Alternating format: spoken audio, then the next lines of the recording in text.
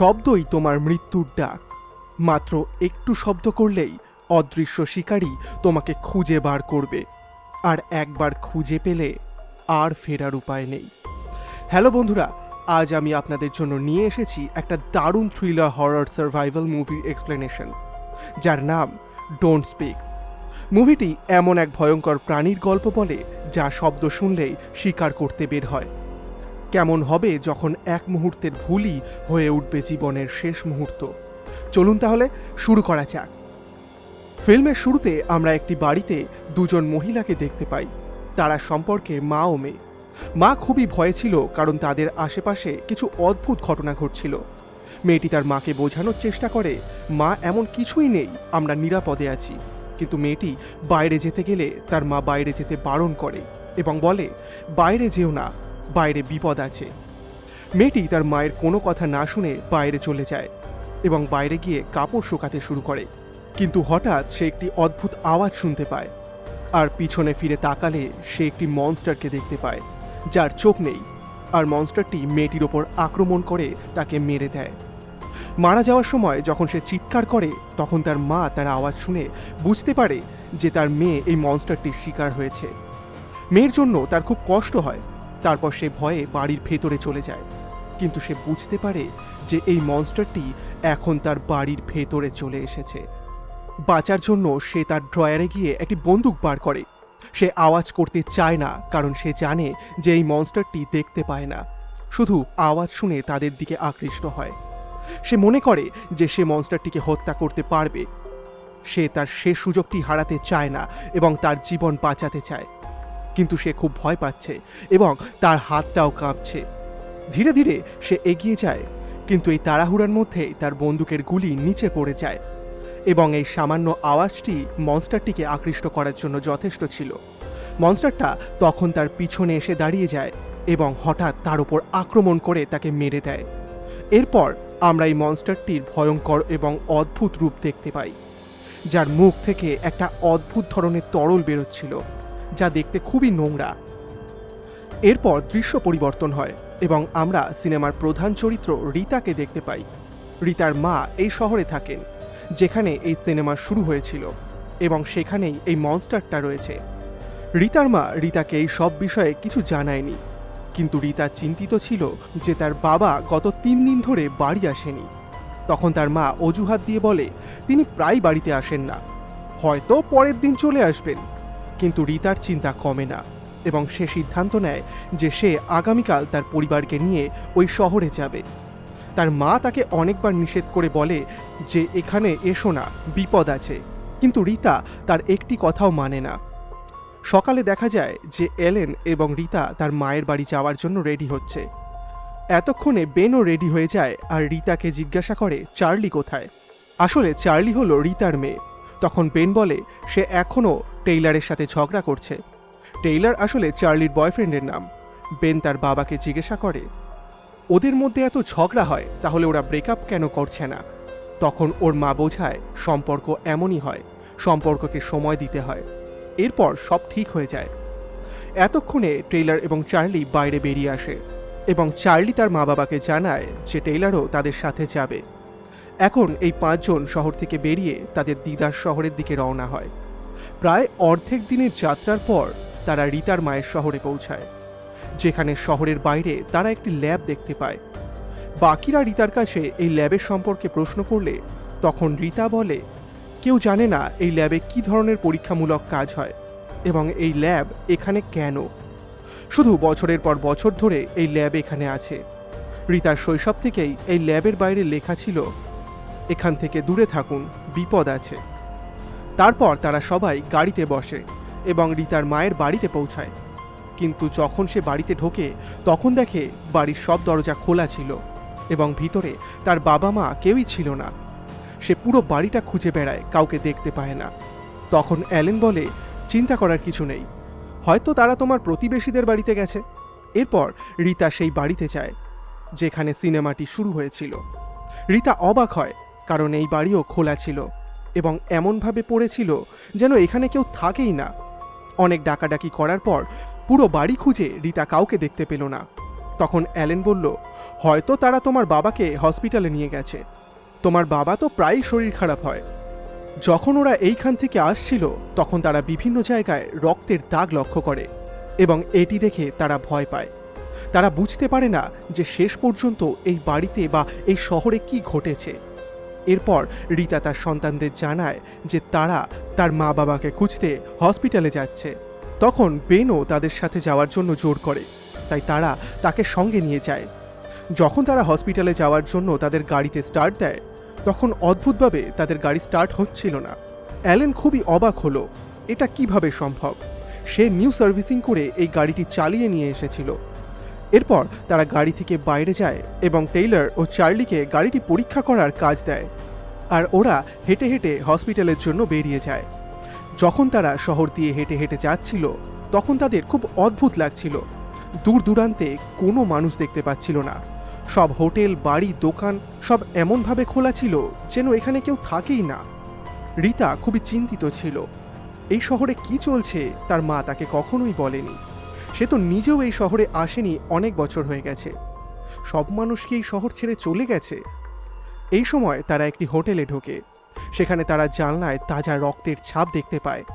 তারা ভয় পায় এবং দরজা খুলে ভিতরে যায় এবং সেখানে ওরা একজন মানুষকে খারাপ অবস্থায় দেখতে পায়। মরার আগে সে অ্যালেনকে বলে, এখান থেকে চলে যাও, এখানে থেকো না, সে আসবে এবং তোমাদের মেরে ফেলবে। এসব কথা বলার পর সে মানুষটি মারা যায়। অ্যালেন বুঝতে পারে যে এই শহরে একটি মনস্টার এসেছে, যে সকল মানুষকে হত্যা করছে এবং এখন তাদের জীবন বিপদে। অন্যদিকে টেইলর ও চার্লি এখনও গাড়িটি পরীক্ষা করে চলেছে। টেইলর অবাক হচ্ছিল যে এই গাড়িটি কিভাবে বন্ধ হয়ে যেতে পারে, কারণ তার প্রতিটি জিনিস একদম ঠিক আছে। চার্লি সেখানে দাঁড়িয়ে দাঁড়িয়ে অনেকক্ষণ বিরক্ত হয়ে পড়েছিল, তাই সে টেইলরকে বলে, তুমি এই ভ্যানটি দেখো, আমি একটু ফার্মের দিকে যাচ্ছি। এই বলে সে সেখান থেকে চলে যায়। সে যখন ফার্মের ভিতরে ঢুকছিল তখন হঠাৎ ধাক্কা লেগে একটি বোতল পড়ে যায়, আর সে জানতো না যে যেটা অজান্তে ঘটেছে তা তার মৃত্যুর কারণ হতে পারে। বোতল পড়ার আওয়াজ মনস্টারটা শুনে ফেলেছিল, আর সেই মনস্টারটা এখন ওই ফার্মে চলে এসেছে এবং হঠাৎ সে চার্লির সামনে এসে পড়ে। তাকে দেখে চার্লি খুব ভয় পেয়ে যায় আর দ্রুত পালিয়ে যায় এবং অন্য একটি ঘরে চলে যায়। সেখানে গিয়ে সে দেখে যে তার দিদাকে ওই মনস্টারটা বেঁধে ঝুলিয়ে রেখেছে। তখন দিদা চার্লিকে বলে, তুমি পালাও, আওয়াজ করো না। সে আওয়াজে আকৃষ্ট হয়, সে দেখতে পায় না, তুমি জীবন বাঁচিয়ে পালাও। কিন্তু চার্লি এখান থেকে পালানোর আগেই পিছন থেকে সেই মনস্টার এসে চার্লির ওপর আক্রমণ করে, কিন্তু সে মনস্টারকে হাত দিয়ে দূরে ঠেলে দিয়ে সেখান থেকে পালিয়ে যায়। পালিয়ে পালিয়ে সে ট্রেইলারের কাছে গিয়ে পৌঁছায় এবং ট্রেইলার চার্লিকে আহত অবস্থায় দেখে খুব ভয় পায়। চার্লি ট্রেইলারের হাত ধরে তাকে গাড়ির দিকে নিয়ে যায় এবং গাড়ির দরজা খোলে। দরজা খোলার আওয়াজ শুনে হঠাৎ সেই মনস্টার তাদের পিছন থেকে এসে ট্রেইলারের ওপর আক্রমণ করে এবং তাকে হত্যা করে। চার্লি গাড়ির ভেতর থেকে অসহায়ভাবে দেখছিল কিভাবে সেই মনস্টারটা ট্রেইলারের ওপর আক্রমণ করে তাকে ছিঁড়ে খাচ্ছে। হঠাৎ মনস্টারটা গাড়ির ওপর আক্রমণ করে। সে জানতো যে চার্লি গাড়ির ভেতরেই আছে, কিন্তু দরজা কিভাবে খুলতে হয় তা সে জানতো না। চার্লি যতক্ষণ ভিতরে আছে ততক্ষণ সে নিরাপদ থাকবে। চার্লিকে মারার জন্য এই মনস্টারটি গাড়িটিকে ভাঙার চেষ্টা করে, কিন্তু ভাঙতে পারে না এবং তারপর আবার চার্লির ওপর আক্রমণ করতে থাকে। প্রথমে সে ট্রেইলারকে তুলে নিয়ে গিয়ে গাড়ির ওপর ছুঁড়ে ফেলে, আর ভেতরে বসে থাকা চার্লি আরও বেশি ভয় পায়। এতক্ষণে আমরা দেখি অ্যালেন, বেন এবং রীতা চার্লিকে বাঁচানোর জন্য সেখানে পৌঁছায়, কিন্তু তারা জানে না যে চার্লি আর ট্রেইলার আগে থেকেই সেই মনস্টারের শিকার হয়ে গেছে। তারা এই গাড়ির উপর মনস্টারের নখের আঁচড় দেখতে পায়। তারা জানে যে এখান থেকে তাদের ধীরে ধীরে এগোতে হবে, না হলে মনস্টার তাদেরকেও শিকার বানিয়ে ফেলবে। কিন্তু দূর এগিয়ে যাওয়ার পরেও তারা দেখে যে এই মনস্টারটা ট্রেইলারের শরীরটাকে ছিঁড়ে ছিঁড়ে খাচ্ছে। তারা চার্লিকে ট্রাকে রেখেই আস্তে আস্তে নিজেদের বাড়ির ভেতর ঢুকে দরজা বন্ধ করে দেয় এবং রীতাকে বোঝায়, দেখো সে আমাদের দেখতে পায় না, আমরা নীরব থাকব, অপেক্ষা করব আর চার্লিকে বাঁচাবো এবং এখান থেকে বেরিয়ে যাব। অনেকক্ষণ অপেক্ষার পর অ্যালেন ধীরে ধীরে দরজা খুলে বাইরে বেরিয়ে আসে চার্লিকে বাঁচানোর জন্য। তারা ভেবেছিল যে মনস্টার এখান থেকে চলে গেছে, তাই আস্তে করে অ্যালেন গাড়ির দরজা খুলে দেয়। কিন্তু একটু আওয়াজ করতেই মনস্টারটা তাদের কাছে চলে আসে। এখন চার্লির সাথে সাথে অ্যালেনেরও জীবন বিপদে পড়ে যায়। সে জানে যে এই দুজন একসাথে বাঁচতে পারবে না, তাই অ্যালেন তার মেয়েকে বাঁচানোর সিদ্ধান্ত নেয় এবং তাকে বলে, যখন আমি আওয়াজ করব তখন তুমি এখান থেকে পালিয়ে যাবে। পরিকল্পনা অনুযায়ী অ্যালেন জোরে চিৎকার করতে লাগলো যাতে মনস্টার এসে তার উপর আক্রমণ করে, এবং চার্লি সেখান থেকে বাড়ির দিকে পালিয়ে যেতে লাগলো। ভিতরে ঢুকে রিতা দ্রুত চার্লিকে নিয়ে একটি বিছানায় শুইয়ে দেয়। বেন খুবই চিন্তিত ছিল। সে তার মায়ের কাছে জিজ্ঞাসা করে, মা, এ সব কিছু কি হচ্ছে? তখন তার মা বলে, এই সব মনে হয় বাইরে ল্যাবে তৈরি মানুষের কাজ। তারা কোনো শক্তিশালী জিনিস বা অস্ত্র তৈরি করার চেষ্টা করছিল। তাদের পরীক্ষামূলক কাজ ব্যর্থ হয়ে যাওয়ার কারণে নিশ্চয়ই এই মনস্টারটি তৈরি হয়েছে, এবং সুযোগ পেয়ে সেই ল্যাবে সবাইকে হত্যা করে মনস্টারটি আজাদ হয়ে গেছে। তখন চার্লি অজ্ঞান হওয়ার আগে সে তার মা অর্থাৎ রিতাকে জানিয়ে দেয় যে দিদাকে পিছনে শেডে এই মনস্টারটা বেঁধে ঝুলিয়ে রেখেছে এবং তিনি এখনও বেঁচে আছেন। এটি শুনে রিতা তার মাকে বাঁচানোর পরিকল্পনা করে। সে বেনকে বলে, তুমি চার্লির কাছে থাকো, আমি আমার মাকে বাঁচাতে যাব। এরপর হঠাৎ চার্লি দেখে যে তার কাটা জায়গা থেকে মনস্টারের মতো দাঁত বেরিয়ে আসছে। হঠাৎ সে বুঝতে পারে যে সেও ইনফেক্টেড হয়ে গেছে এবং মনস্টারে পরিণত হতে চলেছে।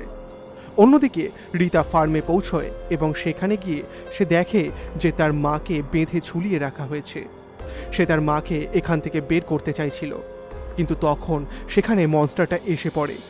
রিতা জানে সে যদি আওয়াজ করে তাহলে সে মারা পড়বে। নিজেকে লুকোনোর জন্য সে একটি জলের ট্যাঙ্কের ভেতর লুকিয়ে পড়ে, কিন্তু জলের আওয়াজে মনস্টারটা বুঝতে পেরে যায় এবং সেখানে সে রিতার উপর আক্রমণ করতে যাবে তখনই পেছন থেকে বেন এসে সেখানে আওয়াজ করে। সেই আওয়াজে মনস্টার তার দিকে আকৃষ্ট হয়। এই মনস্টার এখন ধীরে ধীরে বেনকে মারার জন্য এগিয়ে যায়, কিন্তু হঠাৎ বেনকে কেউ পেছন থেকে টেনে নিয়ে চলে যায়। দেখা যায় এটি আর কেউ নয় বরং তার বাবা অ্যালেন, যিনি এখনও বেঁচে আছেন এবং তাকে বাঁচানোর জন্য এখানে এসেছেন। তিনি বেনকে এখান থেকে পালিয়ে যেতে বলে। বেন যখন এখান থেকে পালিয়ে যায় তখন অ্যালেন আওয়াজ করে, মনস্টারটাকে আকৃষ্ট করে এবং আবার তার ওপর আক্রমণ করে। রিতা এটি দেখে কাঁদতে থাকে। সে বুঝতে পারে যে তার স্বামী জীবন চলে গেছে এবং কিছু সময়ের মধ্যে তার মায়ের জীবনও চলে যাবে, আর তার কাছে এখন শুধু একটাই রাস্তা ছিল, তার ছেলের জীবন বাঁচানো। রিতা তার ছেলেকে বাঁচানোর জন্য এখান থেকে দূরে পালিয়ে যায় এবং জোরে চিৎকার করে যাতে মনস্টারটা বেনকে ছেড়ে তার দিকে আকৃষ্ট হয়। চিৎকার করার পর সে পালিয়ে গাড়িতে চলে আসে এবং তখন সেখানে মনস্টারটাও প্রবেশ করে। মনস্টার ভিতরে প্রবেশ করতেই সে গাড়ির দরজা বন্ধ করে দেয় যাতে বাইরে তার ছেলে নিরাপদে থাকে। ভিতরে মনস্টারটা রিতার উপর আক্রমণ করে। অন্যদিকে বেন বুঝতে পারছিল না যে সে কি করবে। সে তার বাবার কাছে শেষবারের মতো যায় এবং দেখে যে তার মধ্যে এখনও কিছুটা প্রাণ রয়েছে। শেষ মুহূর্তে তার বাবা বেনকে বলে যে তুমি এখান থেকে চলে যাও, এটা ভালো হবে যে তুমি তোমার জীবন বাঁচাও এবং আমাদের মারা যাওয়ার পর শুধু আমাদের মনে রেখো। বেন খুবই খারাপ অবস্থায় ছিল। একদিনে তার পুরো জীবন বদলে গেছে। তার মা বাবা সবাই মারা গেছে। তার বাবার মৃত্যুর পর সে তার দিদার বাড়িতে ফিরে আসে যেখানে চার্লিকে রেখেছিল। সেখানে এসে সে দেখে যে চার্লি নিজেকে শেষ করে ফেলেছে, কারণ সে জানতো যে যদি সে মারা না যায় তাহলে সে একটি মনস্টারে পরিণত হবে। তার বোনকে মৃত দেখে তার মধ্যে প্রতিশোধের আগুন জ্বলে ওঠে। সে তখন প্রতিশোধ নেওয়ার চিন্তা করে এবং তার হাতে বন্দুক তুলে নেয়। বেন এখন নিজের জীবন নিয়ে চিন্তা করছে না, তাকে শুধু তার পরিবারের প্রতিশোধ নিতে হবে। সে জানে যে এই সময় মনস্টার ট্রাকের ভেতরে আছে। যখনই সে ট্রাকটি খুলবে মনস্টার তার সামনে এসে যাবে। সে এটাও জানে না যে বন্দুকের গুলিতে মনস্টারটি মারা যাবে কিনা। সে শুধু জানতো তার প্রতিশোধের আগুন কিছুটা হলেও কমবে। যখন সে গাড়িটার দরজা খোলে হঠাৎ তখনই সেখানে আর্মির দল চলে আসে মনস্টারটিকে ধরার জন্য, কিন্তু অনেক দেরিতে তারা এসেছে। এত দেরিতে যে এই মনস্টারটা তাদের আসার আগে পুরো শহরের মানুষকে হত্যা করেছে। এখন আর্মির একজন বেনকে সেইখান থেকে দূরে সরিয়ে নিয়ে যায়। তখন সে কিছুই বুঝতে পারছিল না যে সে কি করবে, কিন্তু হঠাৎ সে যখন তার হাতের দিকে দেখে তখন সে দেখতে পায় যে সেইখান থেকে দাঁত বের হচ্ছে, যার মানে সে ইনফেক্টেড হয়ে গেছে এবং কিছুক্ষণের মধ্যেই সে একটি মনস্টারে পরিণত হতে চলেছে। সেখানে দেখানো হয় যে আর্মির লোকগুলো ট্রাকের ভেতরে গিয়ে সেই মনস্টারটাকে শেষ করে দেয়, কিন্তু তারা জানে না যে কিছু সময়ের মধ্যে তাদের একটি নতুন মনস্টারের মুখোমুখি হতে হবে। তারপর কি হবে এই রহস্যের সাথেই এই গল্প এখানেই শেষ।